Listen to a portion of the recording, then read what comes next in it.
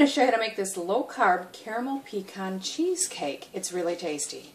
So I've got the ingredients assembled here. You're going to need 8 ounces of cream cheese that's at room temperature. That would be 226 grams. This is actually 250. Then you need a half a cup of heavy cream, also known as pure cream in Australia. 1/8 teaspoon of caramel flavoring. This is just a salted caramel flavoring that's designed for icing sugar. I found it near where you'd find vanilla in the store. Then you also need a half teaspoon of vanilla. Now the next thing, the author suggests 1/16 of a teaspoon of white stevia powder if you're using pure stevia, or any sweetener that you like, the amount to equal 2 packets. For me, because this particular stevia blend measures equally for sugar, that's going to be 2 teaspoons, but you adjust it depending on whatever product you are using. Then we need 1 cup of finely chopped pecans. These are actually halves and pieces, so I'm going to have to chop those myself. 2 tablespoons of butter and a pinch of salt.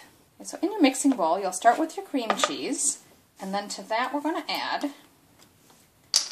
the 1/8 teaspoon of our caramel flavoring and the half teaspoon of vanilla.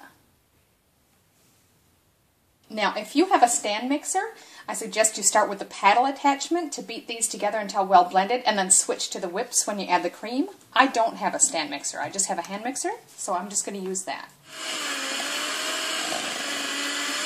Now we'll just add the half cup of cream and whip it until the consistency is thick, dense, and creamy. So you can see that didn't take long at all. And look how nice and thick and creamy that is. That's perfect. Now you're going to add your sweetener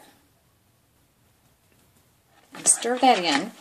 And if you like, you can give it a little taste just to make sure if you need to adjust the sweetness at all, if you need a little more. Now that's just right for me, so I'm going to go ahead and set that aside and we'll start to make our pecan crumbs. You want to start with your butter melted. Now I just popped mine in the microwave for about 20 seconds. And then you're going to want to put your pinch of salt in with the nuts, which as you can see I've already ground in my food processor.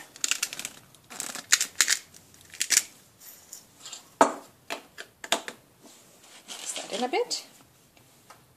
Now add your butter and mix well.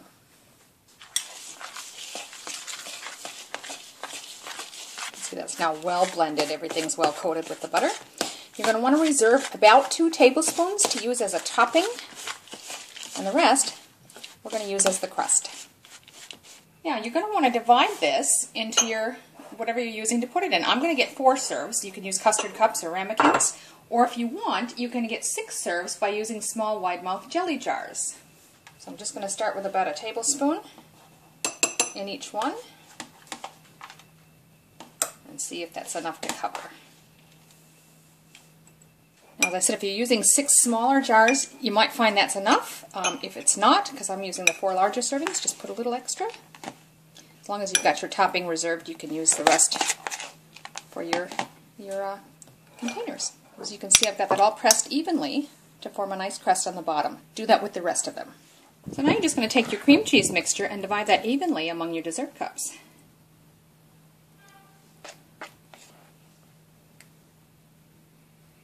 Now just smooth the tops to sort of even it out.